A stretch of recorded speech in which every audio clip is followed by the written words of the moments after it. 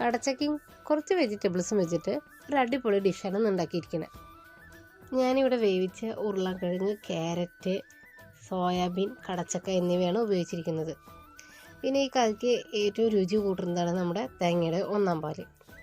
ആദ്യം ചട്ടിയിലേക്ക് വെളിച്ചെണ്ണ ഒഴിച്ച് കുറച്ച് ഉള്ളി, വെളുത്തുള്ളി, ഇഞ്ചി, തക്കാളി എന്നിവ ചേർത്ത് നല്ല പോലെ വഴറ്റുക. അതിനുശേഷം പൊടികളായ മഞ്ഞൾപ്പൊടി, മുളക് പൊടി, 1/4 സ്പൂൺ മല്ലിപ്പൊടി. ഇതിനിടയിൽ ഗരം മസാല ഇട്ടിട്ടുണ്ടായിരുന്നു, അത് വീഡിയോ എടുക്കാൻ മറന്നുപോയി. ഇവ നല്ല പോലെ വഴറ്റുക.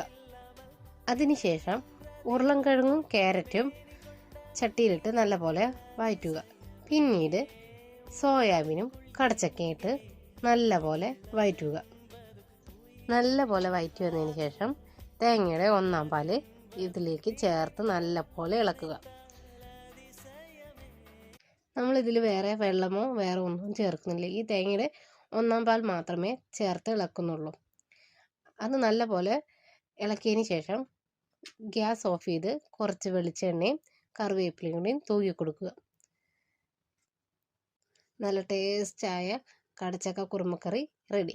ഇത് അപ്പത്തിൻ്റെ കൂടെയോ നൂൽപുട്ടിൻ്റെ കൂടെയോ ചപ്പാത്തിയുടെ കൂടെയോ എന്തിൻ്റെ കൂടെ വേണമെച്ചാലും നമുക്ക് കൂട്ടി കഴിക്കാം. ഒരു തവണ ഇതെല്ലാവരും ഉണ്ടാക്കി നോക്കണേ.